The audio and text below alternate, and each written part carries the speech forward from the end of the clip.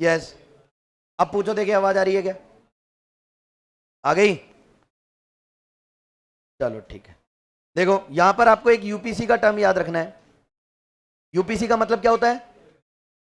Universal product code. जब भी आप कोई पैकेजिंग प्रोडक्ट खरीदते हैं तो उसके पीछे ये लाइनें सी दिखाई देती होंगी, ठीक है, जिसके ऊपर वो फैच करके इसको, ठीक है, प्रोडक्ट की वैल्यू बता देते हैं, प्रोडक्ट का आर्टिकल नंबर या फिर उसका क्या नाम है, लॉट नंबर, कहां पे मैन्युफैक्चरिंग हुआ है, सारी डिटेल आ जाती है। तो ये होता है उसका यूनिवर्सल प्रोडक्ट कोड। और एक आपको याद रखना है, क्यूआर का मतलब क्या होता है? Quick response, quick response code. इसके बाद में आता है finance, stock and commodity market terminologies. पहले स्टॉक मार्केट की जो टर्मिनोलॉजीज हैं उनके बारे में बात करते हैं। स्टॉक मार्केट में सबसे पहले जो टर्म यूज किया जाता है वो क्या है? अल्फाबेटिक ऑर्डर के अंदर है, ऐसा नहीं है कि ये पहले ज्यादा क्या है, अल्फाबेटिक ऑर्डर में आपको बता रखी है सारी टर्मिनोलॉजीज, जिसमें से सबसे पहला आता है एजेंट। एजेंट कौन होता है? जो किसी भी, ठीक है, प्रोड्यूसर या बायर के बिहाफ में क्या करेगा, ठीक है, सेल एंड परचेज करने का काम करेगा। जैसे एजेंट का मतलब मेरे बिहाफ में अगर कोई सेल एंड परचेजिंग कर रहा है तो वो मेरा एजेंट है। समझ में आइए नहीं? एजेंट कभी भी शेयर का या किसी भी प्रोडक्ट का मालिक नहीं बन सकता, ठीक है, उसके ऊपर उसकी ओनरशिप कभी भी नहीं होगी, बट उसको सेल एंड परचेज करने के बदले में वो क्या ले सकता है आपसे? कमीशन चार्ज कर सकता है। समझ में आ गया क्या? तो देखो आपको नॉर्मल टर्म तो ये याद रखना है, एजेंट कौन है? Act on the behalf of the client and in buying और purchasing of a shares. Shares को खरीदने और बेचने के लिए किसी क्लाइंट के बिहाफ में जो वर्क कर रहा है वो कौन होगा? एजेंट। फिर इसके बाद में आता है अमोर्टाइज। अमोर्टाइज का मतलब देखो, to charge a regular portion of an expenditure over a fix period of a time. ये एक फिक्स पीरियड ऑफ टाइम तक लगातार किसी वैल्यू, किसी प्रोडक्ट के ऊपर कोई वैल्यू चार्ज होती रहे तो उसको अमोर्टाइज बोलते हैं। जैसे कि आपने डेप्रीशिएशन देखा होगा, डेप्रीशिएशन जो है वो अमोर्टाइज का ही एक तरीका एग्जांपल है। कैसे? क्योंकि किसी भी असेट्स की वैल्यू कितनी चल रही है? 1,00,000 रुपीज, ठीक है, और उसके ऊपर डेप्रीशिएशन चार्ज होता है 10%, तो आप क्या कहोगे कि सर 10 साल तक 10% चार्ज करेंगे तो उसकी पूरी वैल्यू क्या हो जाएगी? ठीक है, डिस्पोज हो जाएगी। ठीक है, तो डेप्रीशिएशन जो है वो एक तरीके से किसका एग्जांपल है? अमोर्टाइज का। ठीक है, शेयर मार्केट के अंदर भी एक अमोर्टाइज टर्म चलता है। ठीक है, किसी शेयर को परचेज करने के लिए, मतलब किसी एक फिक्स वैल्यू के शेयर को परचेज करने के लिए आपने परसेंटेज फिक्स कर दिया और मंथली या एनुअली आप उसकी एक फिक्स अमाउंट पे करते जा रहे हैं, ठीक है, तो उसको क्या बोलेंगे? अमोर्टाइज। ठीक है, तो याद रखेंगे ये term, it to charge a regular portion of an expenditure over a fix period of a time. इसके बाद में आगे क्या दे रखा है? एन्युटी। हाँ हाँ, देखो यहां पर एग्जांपल भी दे रखा है, for it if something cost, किसी भी प्रोडक्ट की कॉस्ट अगर 1,00,000 रुपए and it is to be amortise over 10 years, और इसको कितने ईयर्स में परचेज करना है? 10 साल में, तो क्या करना पड़ेगा? हर साल 10,000 रुपए पे करने पड़ेंगे। तो इस वैल्यू को ही क्या बोलेंगे? इस टर्म, मतलब इस प्रोसेस को क्या बोलेंगे? अमोर्टाइज। समझ में आ गई क्या? हाँ, अरे फाइनेंस मार्केट भी है, मैंने ऊपर देखो क्या लिखा है, finance and stock market. Finance में आप किसी कार को परचेज करते हैं, कार की वैल्यू 10 लाख रुपए, ठीक है, और उसके ऊपर 10% इंटरेस्ट के साथ 10% इंस्टॉलमेंट पे करनी है। ठीक है, तो हर साल 11 लाख रुपए, 1,10,000 रुपए पे करोगे या नहीं करोगे? बस वही बात है। ठीक है, ठीक है। अमोर्टाइज के बाद में आता है एन्युटी ड्यू। एन्युटी ड्यू से पहले एन्युटी का मतलब समझ लो। एन्युटी का मतलब क्या होता है कि अगर आप एक फिक्स पीरियड के अंदर कोई सर्टेन पेमेंट कर रहे हैं तो उसको क्या बोलते हैं? Annuity due. देखो क्या लिखा है, a series of payment of an equal amount, मतलब इक्वल अमाउंट की पेमेंट जो आप क्या कर रहे हैं? पे कर रहे हैं amount over a fix interval. Fix interval के बाद में मतलब कि हर एक फिक्स इंटरवल के बाद, जैसे ईएमआई होती है, ईएमआई का नाम सुना है आपने?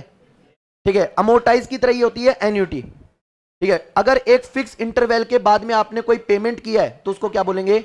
एन्युटी। और एन्युटी ड्यू का मतलब क्या होता है कि किसी सर्टेन डेट पर, ठीक है, अगर एन्युटी की वैल्यू अराइज हो रही है तो उसको क्या बोलेंगे? Annuity due. आगे बात समझ में? जैसे मान लो कि अगले महीने की 1 तारीख को आपका इंस्टॉलमेंट का पेमेंट आ गया, ठीक है, आपको इंस्टॉलमेंट पेमेंट करनी होगी, तो 1 तारीख को आपकी एन्युटी क्या हो जाएगी? ड्यू हो जाएगी, मतलब क्रिएट हो जाएगी। देखो इस फिक्स स्टेटमेंट जो दिए हुए हैं, ये स्टेटमेंट याद रखने हैं, इन स्टेटमेंट की फॉर्म के अंदर ही क्वेश्चन पूछेगा। ठीक है, जैसे मान लो कि आपको कोई स्टेटमेंट दे दिया और इसको पूछ लेगा कि इसको किस नाम से जानते हैं अपन। ठीक है, नीचे 4 ऑप्शन मिल सकते हैं, जैसे an annuity whose payment occur at the beginning of the each period. Annuity का पेमेंट हमेशा कब करना पड़ेगा? जब भी अगला इंटरवल स्टार्ट होगा उससे पहले। ठीक है, और एन्युटी का मतलब a series of payment of equal amount of fix interval for a specified number of a periods. इसके बाद में क्या दे रखा है? एप्रिसिएशन। एप्रिसिएशन क्या होता है सब जानते हैं आप लोग। एप्रिसिएशन का जस्ट उल्टा होता है एप्रिसिएशन। किसी भी प्रोडक्ट की वैल्यू, चाहे शेयर मार्केट के अंदर हो, चाहे कमोडिटी मार्केट में हो, या फाइनेंस मार्केट के अंदर हो, जब भी किसी प्रोडक्ट की वैल्यू इंक्रीज होती है तो एप्रिसिएशन। ठीक है, कोर्स ऑफ टाइम के साथ अगर उसकी वैल्यू इंक्रीज हो रही है तो एप्रिसिएशन, और कोर्स ऑफ टाइम के साथ डिक्रीज हो रही है तो डेप्रिसिएशन। ठीक है, आगे देखें। इसके बाद में आता है आर्बिट्रेज। आर्बिट्रेज क्या होता है? ये टर्म पहले भी आया है अपने, कब आया था? जब मैंने आपको मोनोपोली मार्केट पढ़ाया था। ठीक है, और मोनोपोली मार्केट के में अंदर भी मैंने प्राइस डिस्क्रिमिनेशन का एक टॉपिक पढ़ाया था। प्राइस डिस्क्रिमिनेशन क्या होता है? डिफरेंट कंज्यूमर से डिफरेंट प्राइस चार्ज करना। ठीक है, अब कितने तरीके का प्राइस डिस्क्रिमिनेशन होता है? 3 तरीके का। पहला, जिसमें अपन क्या करते हैं, person to person differ price charge करते हैं to extract their consumer surplus. जिस कंज्यूमर का सरप्लस ज्यादा है उससे ज्यादा प्राइस चार्ज करेंगे, जिस कंज्यूमर का सरप्लस क्या है, कम है, उससे कम प्राइस चार्ज की जाएगी। समझ में आई या नहीं? इसके बाद में दूसरी डिग्री क्या बताई थी मैंने आपको? क्वांटिटी के बेस पर। ज्यादा क्वांटिटी के लिए कम प्राइस चार्ज करना, या फिर ज्यादा क्वांटिटी के लिए ज्यादा प्राइस चार्ज करना, ये क्या होता है? Second degree of price discrimination. और फिर थर्ड क्या बताया था? कि जो मोनोपोलिस्ट फर्म है वो मार्केट को 2 एंड मोर देन 2 सब मार्केट्स के अंदर डिवाइड कर लेती है, और अलग अलग मार्केट के अंदर अलग अलग प्राइस चार्ज करती है। ठीक है, अब third degree of price discrimination होने के लिए मैंने वहां पर आपको बोला था नो मार्केट आर्बिट्रेज, ऐसा टर्म यूज किया था, जाके पढ़ें। सीधी सी बात है कि आप नहीं पढ़ेंगे घर पे तो ऐसे जो छोटे छोटे टॉपिक है ये आपको प्रॉब्लम ला सकते हैं उस टाइम पे। ये छोटे छोटे टर्म्स में आपको प्रॉब्लम इसीलिए आती है क्योंकि रेगुलर नहीं पढ़ रहे हो आप। तो नो मार्केट आर्बिट्रेज का मतलब क्या होता है? कि एक मार्केट से दूसरे मार्केट में प्रोडक्ट को सेल ना करें। जैसे मैंने आपको एग्जांपल दिया था कि कोक कंपनी जो है वो डोमिनोज के अंदर ज्यादा प्राइस पर प्रोडक्ट को सेल कर रही है, जबकि नॉर्मल मार्केट में कम प्राइस। तो मार्केट आर्बिट्रेज का मतलब क्या होगा? कि कोई सेलर ऐसा नहीं होना चाहिए, ठीक है, जो नॉर्मल मार्केट से परचेज करके कहां पर बेच रहा है? डोमिनोज के अंदर। समझ में आई या नहीं है? इससे क्या होगा? प्राइस कंपटीशन क्रिएट हो जाएगा और डोमिनोज के अंदर भी प्राइस लेवल वापस क्या हो जाएंगे? कम हो जाएंगे। प्राइस डिस्क्रिमिनेशन करना पॉसिबल नहीं हो पाएगा। ठीक है, तो आर्बिट्रेज का मतलब होता है लेस प्राइस पर परचेज करके किसी दूसरे प्लेस पर मोर प्राइस पर सेल कर देना किसी सेम कॉमोडिटी को। ठीक है, देखो क्या लिखा हुआ है। Arbitrage is the simultaneous purchase and sale of 2 identical commodities और इंस्ट्रूमेंट्स। किसी टू आइडेंटिकल कॉमोडिटी को सेल एंड परचेज करने की जो प्रोसेस होती है उसको आर्बिट्रेज बोलते हैं। एग्जांपल देख लो इसका आगे। This is simultaneous sale and purchase is done in order to take advantage of the price variation. ठीक है, हो सकता है किसी मार्केट में प्रोडक्ट की प्राइस कम हो और दूसरे मार्केट के अंदर उसी सेम प्रोडक्ट की प्राइस क्या हो? ज्यादा। तो आपने क्या किया? जहां पर कम प्राइस है वहां से तो क्या कर लिया? परचेज। ठीक है, और जहां प्राइस ज्यादा है वहां पर जाकर क्या कर दिया? सेल। ठीक है, मतलब किसी प्रोडक्ट को आपने परचेज ही किस पर्पज से किया है? ठीक है, किसी अदर हाईली प्राइस मार्केट के अंदर सेल करने के पर्पज से। तो इसको क्या बोलते हैं? Market arbitrage. ठीक है, देखो, variation into 2 different market, for example purchase of gold in one nation and the simultaneous sale in a other. हो सकता है ना, जैसे मान लो कि इंडिया के अंदर, सऊदी अरब के अंदर, आपने नोटिस किया होगा कभी कि जो लोग अरब कंट्री में रहते हैं वो वहां से गोल्ड परचेज करके इंडिया में ले आते हैं। यह है कभी नोटिस? वो ऐसा क्या करते हैं? उसी प्रोसेस को अपन मार्केट आर्बिट्रेज बोलते हैं कि वहां पर वो गोल्ड क्या मिल रहा है? चीपर प्राइस पर। ठीक है, और आप वहां से चीपर प्राइस पर परचेज करके कहां पर लाकर बेच रहे हो? इंडिया के अंदर, क्योंकि यहां पर प्राइस क्या है? ज्यादा। तो इसको बोलेंगे मार्केट आर्बिट्रेज। ठीक है, इसके बाद में अगला टर्म आता है असेट्स। क्या होती है असेट्स? ये भी बताने की जरूरत है क्या? क्या होती है असेट्स? अब ये नहीं पता है, ये बन गए सीए, देखो इनको असेट्स नहीं पता। अच्छा, लाइबिलिटी तो पता है क्या क्या होती है लाइबिलिटी?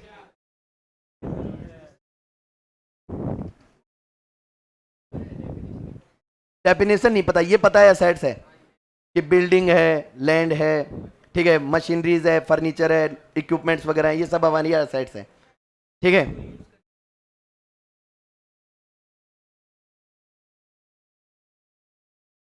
ठीक है, नोटिस कर लो असेट्स किसे कहते हैं। असेट्स का मतलब है जब आप किसी प्रोडक्ट के लिए क्लेम कर सकते हो मॉनेटरी रिवॉर्ड के अंदर, तो उसको बोलते हैं असेट्स। ठीक है, आपके पास कोई भी चीज ऐसी है जिसको आप ओ कर रहे हैं और मार्केट में सेल करने पर उसके लिए क्या कर सकते हैं, मॉनेटरी टर्म्स के अंदर क्लेम कर सकते हैं, तो उसको असेट्स बोलेंगे। समझ आइए नहीं है?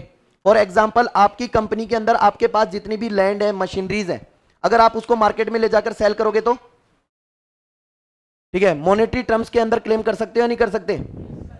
ठीक है, तो it's mean when you claim on someone that is your assets. ठीक है, जब आप किसी और के ऊपर क्लेम कर सकते हो किसी प्रोडक्ट के लिए, तो वो तो आपकी असेट्स है। जैसे डेटर है, डेटर असेट्स होती है, लाइबिलिटी? डेटर आपके असेट्स होते हैं, क्यों? Because you can claim on that for monetary returns. सही बात है क्या? अच्छा, लाइबिलिटी क्या होती है? लाइबिलिटी का भी नाम आगे आएगा। जस्ट इसका उल्टा कर दो, when someone claim on you. ठीक है, जब कोई आप पर क्लेम कर सकता है मॉनेटरी रिटर्न्स के लिए, तो वो आपके लिए क्या बन जाएगा? लाइबिलिटी। किसी कंपनी के लिए इन्वेस्टर्स लाइबिलिटी होते हैं या असेट्स होते हैं?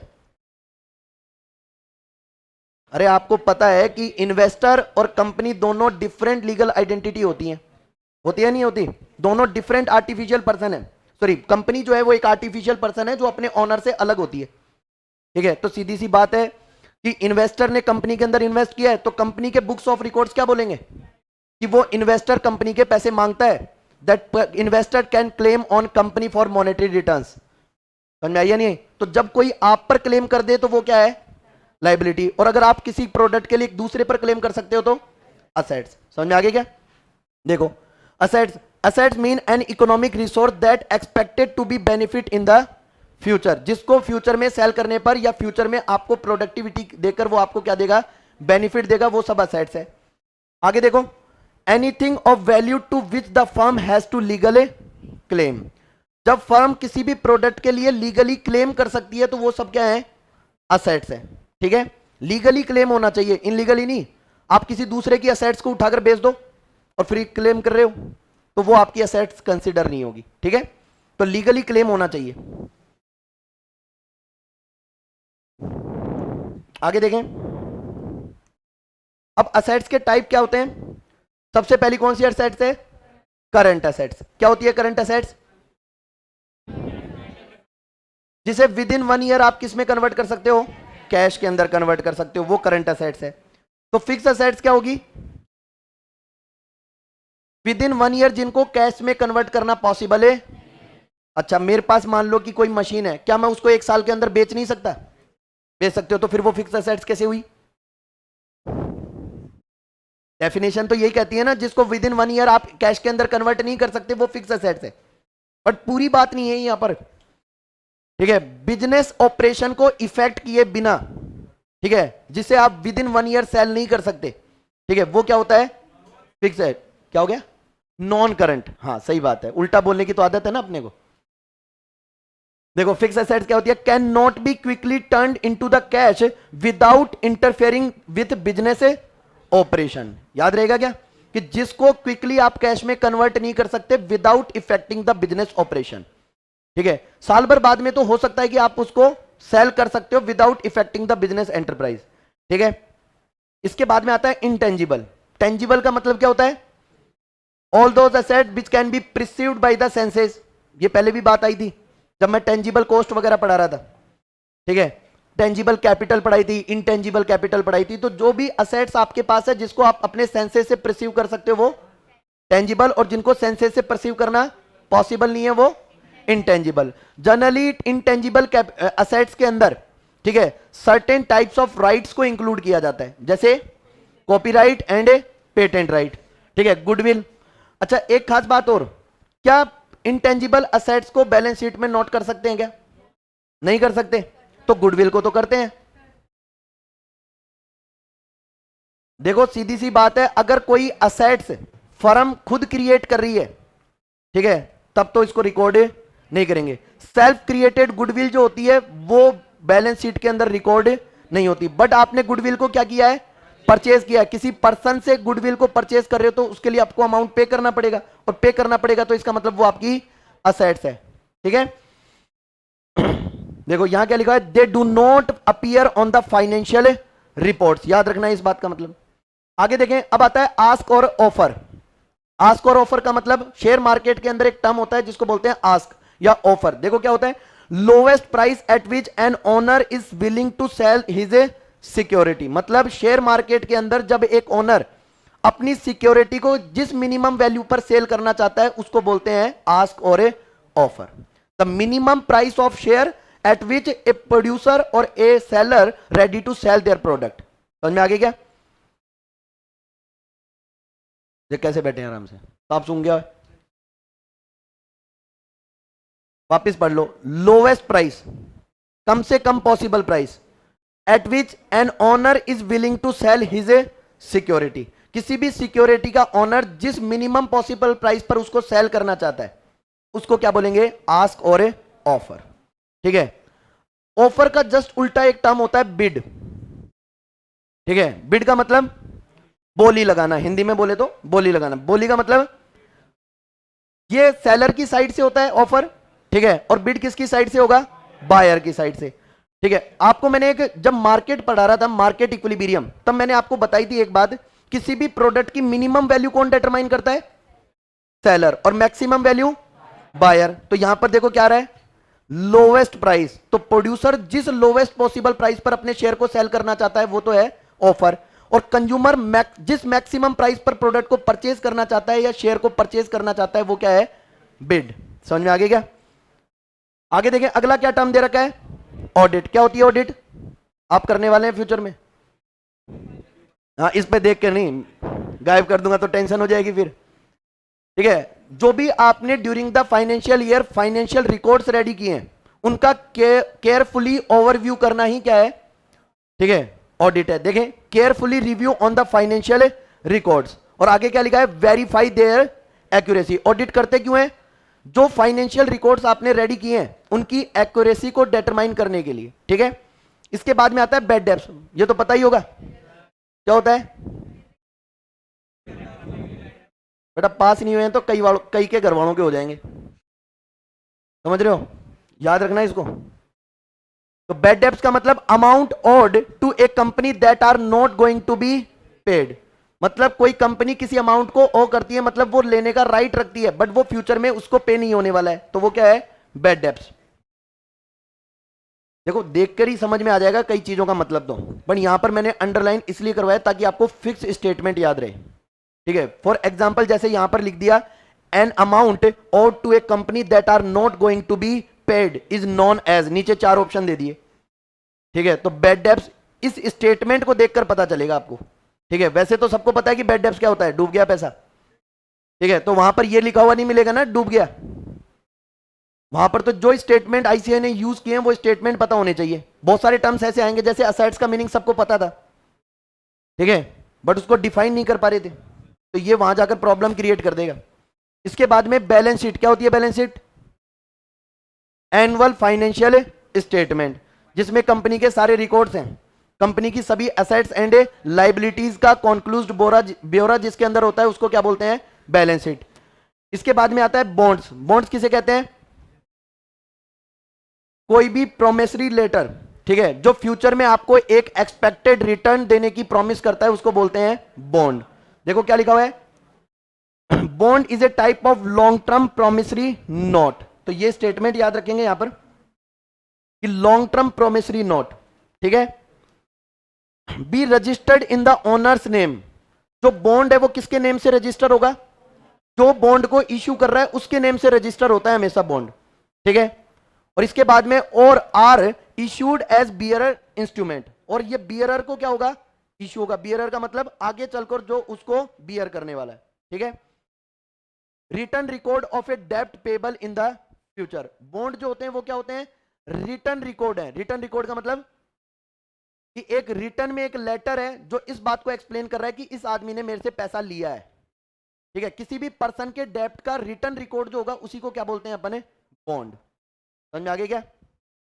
इसके बाद में आता है बुक वैल्यू। बुक वैल्यू का मतलब जिस वैल्यू पर अपन प्रोडक्ट्स को, असेट्स को क्या कर रहे हैं, परचेज कर रहे हैं। देखो, total asset minus total liability means book value of share holders equity. ये बुक वैल्यू जो टर्म है शेयर मार्केट में किस टर्म के लिए यूज किया जाता है, total assets minus total liability. ठीक है, अब आप बोलोगे सर टोटल असेट्स में से टोटल लायबिलिटी को रिड्यूस करेंगे तब तो जीरो बचेगा। जीरो बचना चाहिए क्या? क्योंकि लायबिलिटी और असेट्स की वैल्यू तो इक्वल होती है। ठीक है, बट यहां पर टोटल लायबिलिटी जो है वो अदर देन कैपिटल के लिए यूज किया गया है। ठीक है, तो जब टोटल एसेट्स में से टोटल लायबिलिटी को लेस करोगे तो शेयर होल्डर्स की इक्विटी बच जाएगी। ठीक है, और उस बची हुई शेयर होल्डर की इक्विटी को ही अपन क्या टर्म देते हैं, बुक वैल्यू। इसके बाद में अगर आगे क्या दे रखा है, ब्रेक इवन पॉइंट। अब मरेंगे कहीं, देखना क्या होता है ब्रेक इवन पॉइंट। अच्छा, नो प्रॉफिट नो लॉस, सही बात है। शॉर्ट रन के अंदर भी होता है क्या, होता है? कहां होता है, अब याद नहीं आएगा। अच्छा, लॉन्ग टर्म के अंदर ब्रेक इवन पॉइंट कहां पर होता है,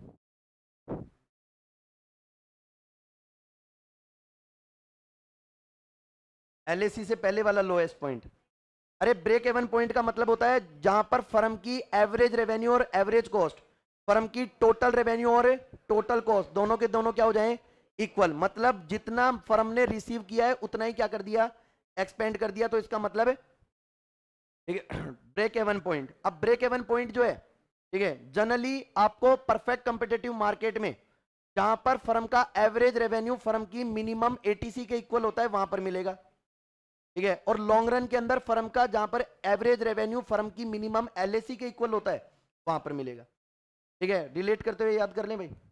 देखो क्या लिखा है, revenue from sales which exactly equal to the amount of expenses. ठीक है, इसके बाद में आता है बजट। बजट का मतलब फ्यूचर के लिए प्लानिंग कर रहे हैं आप। ठीक है, उसके लिए जितना भी फंड्स कलेक्ट किए हैं और कितना फ्यूचर में आप एक्सपेंड करने वाले हैं उसी को क्या बोलेंगे, बजट। देखो, detailed plan for the acquisition and use of financial and other resources over a specific period of a time. कि फ्यूचर के अंदर आपको अपने फाइनेंशियल और अदर रिसोर्सेज को कहां पर स्पेंड करना है, इसका जो प्री प्लान ब्यौरा होगा उसी को क्या बोलेंगे अपन, बजट।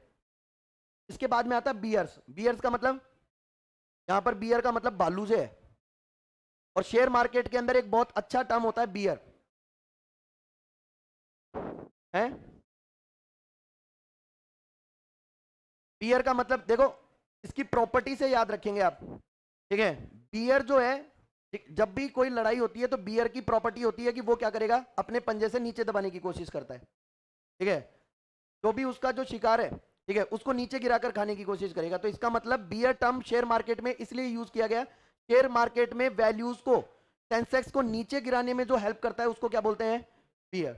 ठीक है, और वो सेंसेक्स को नीचे कैसे गिराएगा, जब मार्केट के अंदर किसी शेयर की वैल्यू डिक्लाइन होने लगे तो वो अपने सभी शेयर्स की वैल्यू को धीरे धीरे, शेयर्स को मार्केट में सेल करना स्टार्ट कर देगा। और मार्केट में जैसे ही शेयर सेल होना स्टार्ट होंगे, शेयर्स की वैल्यू क्या होने लग जाएगी, कम होने लग जाएगी। अब बियर हर कोई नहीं होता है, कोई छोटे ट्रेडर को अपन बियर नहीं बोल सकते हैं। ठीक है, जो लार्ज अमाउंट के अंदर ट्रेडिंग करता है, ठीक है, थाउजेंड्स ऑफ करोड़ की अगर वो ट्रेडिंग करता है और कंटिन्यूसली वो अपने शेयर को सेल करना स्टार्ट कर दे, तो मार्केट में शेयर्स की वैल्यू क्या होने लग जाएगी, कम होने लग जाएगी। और उस पर्सन को अपन क्या बोलेंगे, बियर। देखो क्या लिखा है, stock market players are pessimist. Stock market player are pessimist. Pessimist का मतलब क्या होता है, निराशावादी। वो चाहता है कि मार्केट क्या हो जाए, नीचे की तरफ आ जाए। ठीक है, क्योंकि मार्केट को नीचे लाने में भी फायदा है। कैसे, क्योंकि सीधी सी बात है, वो अगर अपने शेयर्स को सेल करना स्टार्ट करेगा तो मार्केट में शेयर्स की वैल्यू क्या होने लग जाएगी, कम होने लग जाएगी। अब उसके अकेले की शेयर की वैल्यू तो ना कम होगी, वो तो पहले ही शेयर्स को सेल कर चुका है। अब मार्केट में प्राइस लेवल्स नीचे आने लग जाएंगे, और जैसे ही प्राइस लेवल नीचे आएंगे अब वो परचेज करना स्टार्ट करेगा, जिससे क्या होगा, फ्यूचर में शेयर्स की वैल्यू बढ़ेगी और उसको प्रॉफिट मिलेंगे। समझ में आइए नहीं, तो मार्केट में शेयर्स की वैल्यू को बढ़ाने से भी प्रॉफिट मिल सकता है और घटाने से भी प्रॉफिट मिलता है। आगे देखें, price are going to be go lower and majority of dealers will sell their quickly as possible for fear of holding shares which diminish in a value. इसका मतलब कि शेयर होल्डर्स ग्रेट अमाउंट के अंदर अपने shares को cell करना start कर देते हैं, इस पॉसिबिलिटी से कि फ्यूचर में क्या हो सकता है, शेयर्स की वैल्यू कम हो सकती है। ठीक है, अब इसके बाद में एक टर्म दे रखा है बेस प्राइस। बेस प्राइस का मतलब जिस प्राइस के ऊपर शेयर को लास्ट टाइम क्या किया गया है, सेल और परचेज किया गया है, वो उसकी क्या होती है, बेस प्राइस। देखो, price of a security at the beginning of the trading day which is use to determine the day minimum and maximum and the operational range of the day. मतलब कि किसी भी शेयर की value beginning of the day के अंदर जो रहेगी, जैसे मान लो कि स्टॉक मार्केट ओपन हुआ, कितने बजे स्टॉक मार्केट ओपन होता है, 9:15 के ऊपर, ठीक है, 9:15 बजे आपकी कंट्री का स्टॉक मार्केट ओपन होता है। उस टाइम पर किसी शेयर की जो वैल्यू चल रही होगी उसी को क्या बोलेंगे, बेस प्राइस। समझ में आ गया क्या? इसके बाद में आता है बास्केट ट्रेडिंग। बास्केट ट्रेडिंग का मतलब, बास्केट का मतलब क्या होता है, बाल्टी, टोकरी, और टोकरी में सामान रखते हैं। तो बास्केट ट्रेडिंग का मतलब यहां पर यह है कि बहुत सारे शेयर्स का एक साथ, डाइवर्सिफाइड शेयर्स को एक साथ परचेज करना और एक साथ सेल करना, इसको क्या बोलते हैं, बास्केट ट्रेडिंग। समझ में आ गई? जैसे एक तो इंडिविजुअल ट्रेडिंग होती है जिसके अंदर आप किसी पर्टिकुलर शेयर को परचेज कर रहे हैं, पर्टिकुलर शेयर को सेल कर रहे हैं, ठीक है। और बास्केट ट्रेडिंग के अंदर क्या होता है कि आप एक साथ डाइवर्सिफाइड 10, 15, 20 शेयरों को एक साथ परचेज कर रहे हैं और अलग अलग 10, 15, 20 शेयरों को एक साथ सेल कर रहे हैं, तो इसी को बास्केट ट्रेडिंग नाम दिया गया है। देखें, investors are in a position to buy and sell all 30 scripts of a Sensex in the proportion of the current weights in the Sensex.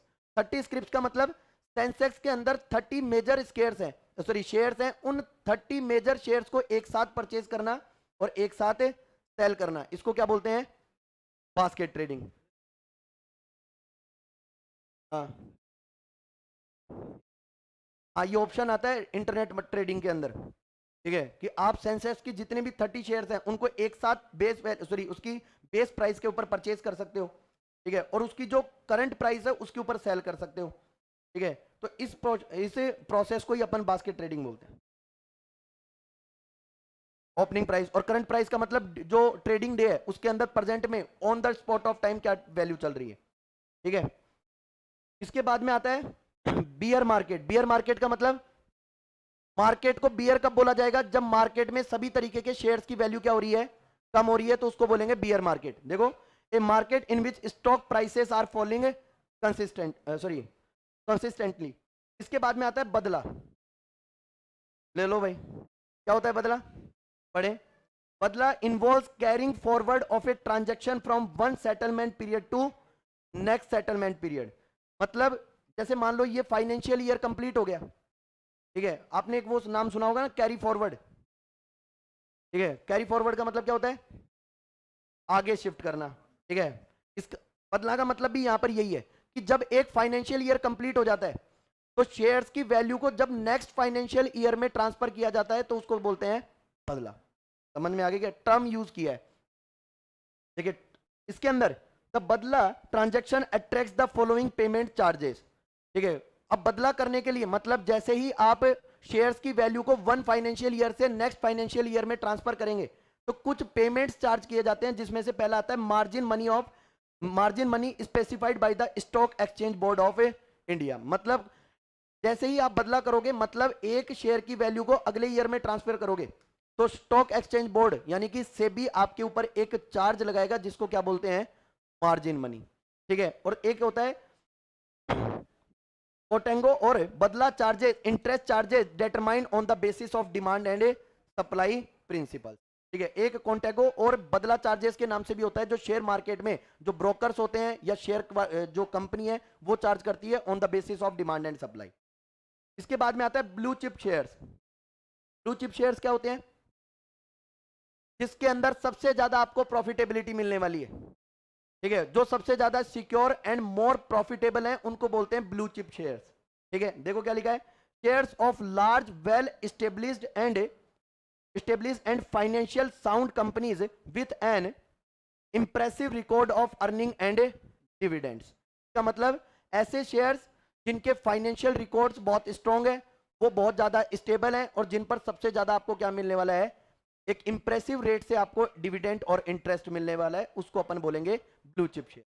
ठीक है, यानी कि आप उनको ब्लू चिप शेयर बोल सकते हो जो आपको अच्छी रिटर्न देने वाले हैं और फ्यूचर में बहुत ज्यादा स्टेबल रहने वाले हैं। स्टेबल का मतलब जिनकी प्राइस बहुत ज्यादा फ्लक्चुएट नहीं होगी, क्योंकि प्राइस फ्लक्चुएट होने से आपको प्रॉफिट होने के साथ साथ क्या हो सकता है, लॉस।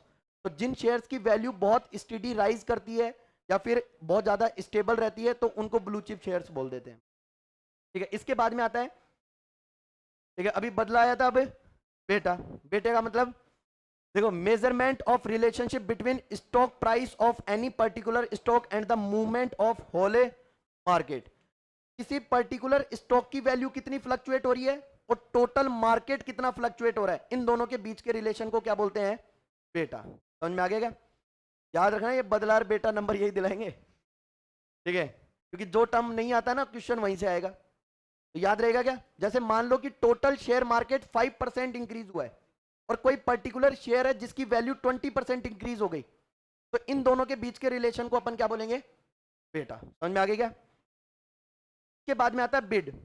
अभी अभी थोड़ी देर पहले ऑफर के बाद में, हाँ नहीं समझ में आया, बेटा ही नहीं समझ में आया तो कोई बात नहीं बेटा, छोड़ दो।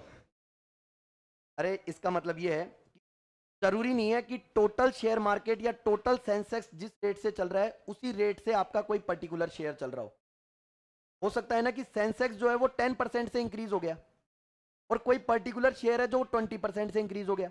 अब इन दोनों के रिलेशन को कौन डिटरमाइन करता है, सॉरी, जो रिलेशन को इन दोनों, जो मेजरमेंट इन दोनों के रिलेशन को डिटरमाइन करेगा उसको क्या बोला गया है, बेटा टर्म यूज किया गया। ठीक है, इसके बाद में बिड। ऑफर का उल्टा बताया था मैंने, बिड। ऑफर क्या होता है, लोवेस्ट प्राइस। लोवेस्ट प्राइस जिसके ऊपर एक प्रोड्यूसर अपने प्रोडक्ट को या स्टॉक को सेल करने वाला है। ठीक है, और बिड का मतलब a highest price a buyer is willing to pay for a stock. ठीक है, इसके बाद में ब्रोकरेज। ब्रोकरेज क्या होती है,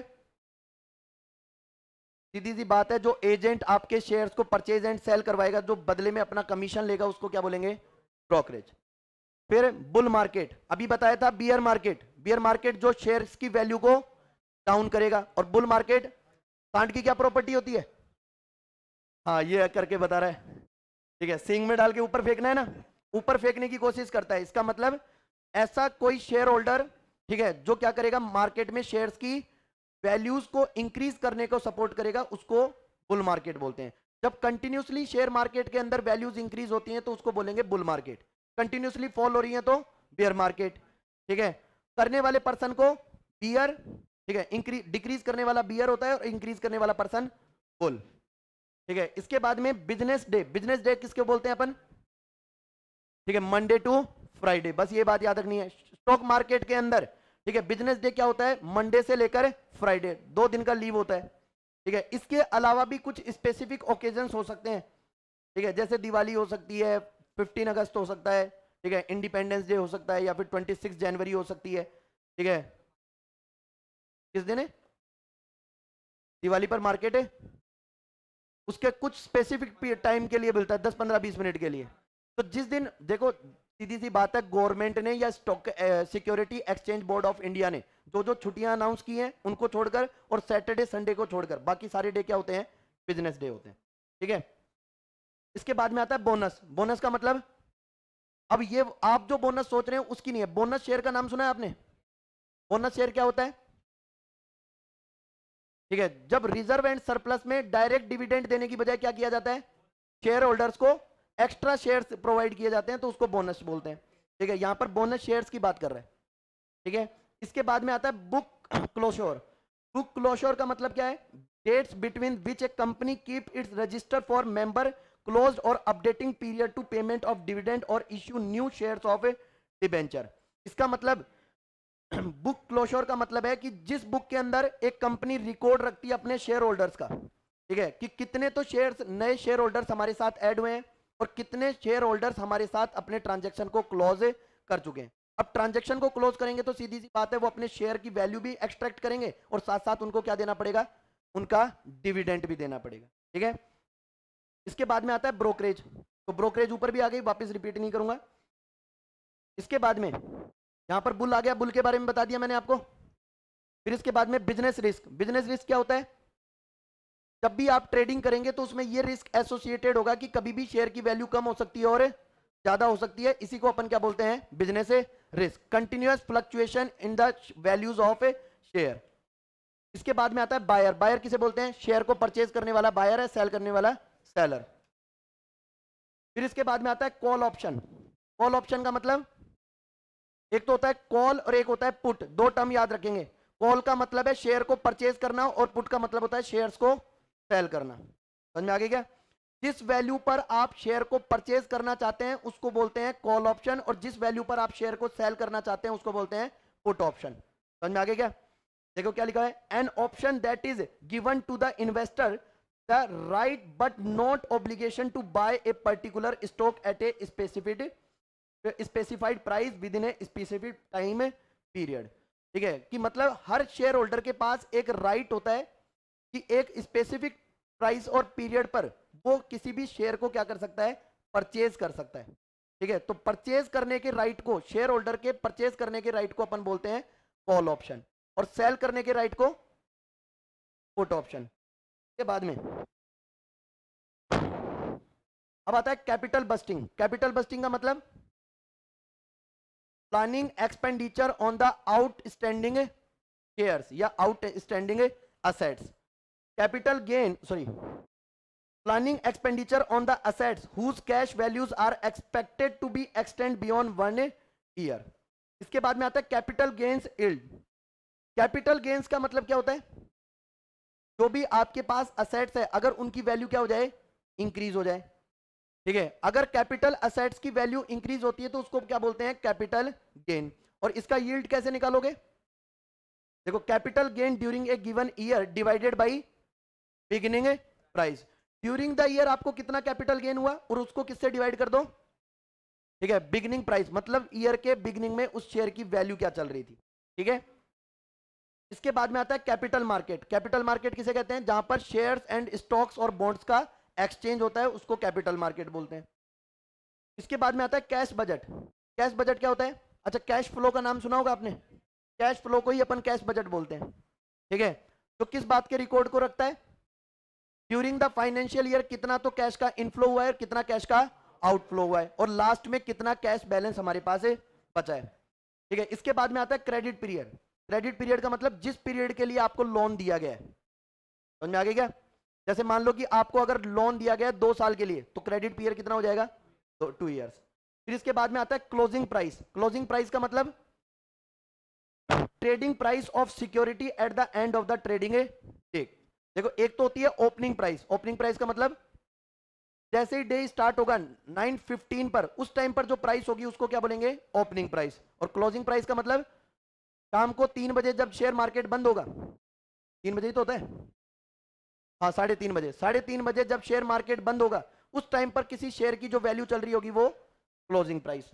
इसके बाद में आता है कॉमर्शियल पेपर। किसे बोलते हैं कॉमर्शियल पेपर, जितने भी आपके बीआर बीपी ये होते हैं इनको क्या बोलते हैं, कॉमर्शियल पेपर या नेगोशिएटेबल इंस्ट्रूमेंट जो होते हैं, नेगोशिएबल इंस्ट्रूमेंट जो भी है।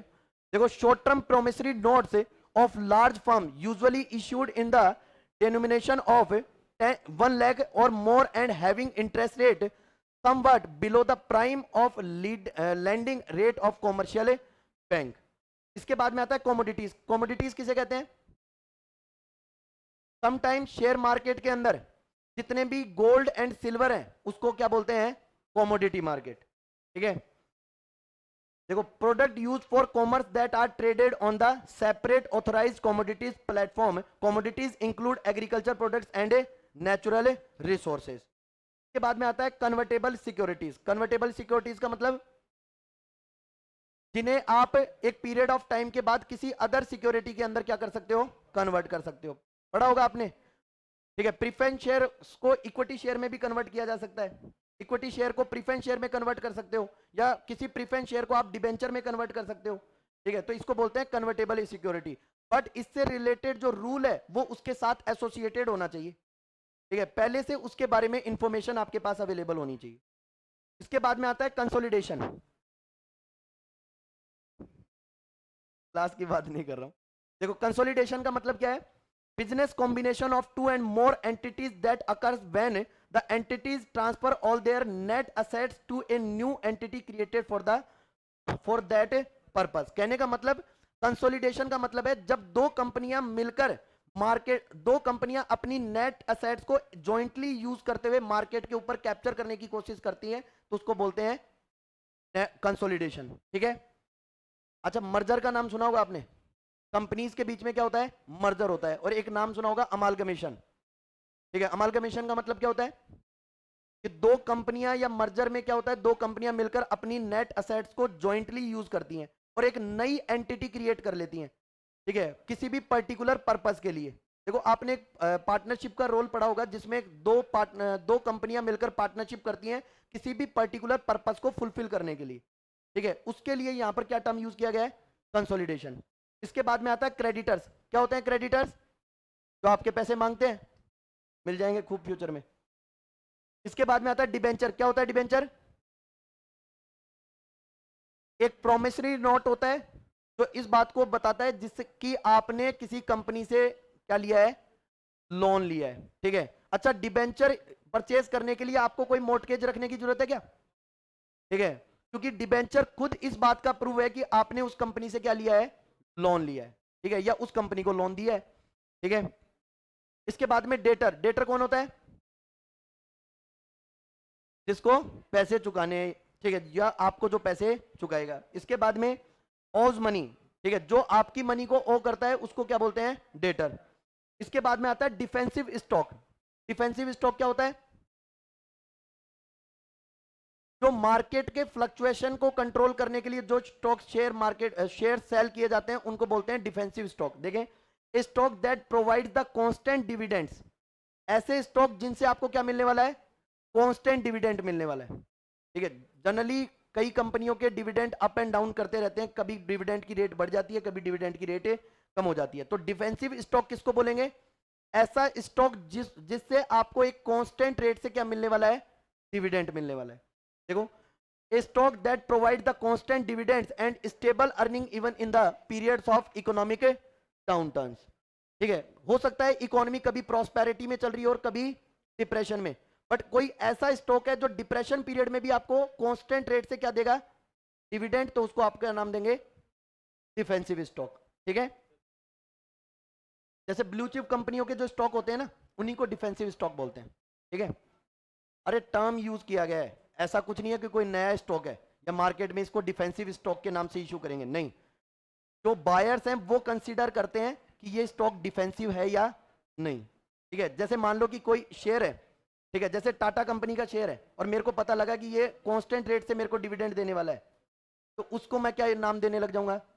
डिफेंसिव। ठीक है। इसके बाद में आता है डेप्रीशिएशन। क्या होता है डेप्रीशिएशन? किसी भी ड्यूरेबल असेट्स को कंटिन्यूसली वियर एंड टीयर करने से उसकी वैल्यू में जो ऑब्सोलेंस होता है उसको अपने डेप्रीशिएशन बोलेंगे। ठीक है। इसके बाद डेरिवेटिव्स। टाइम हो गया।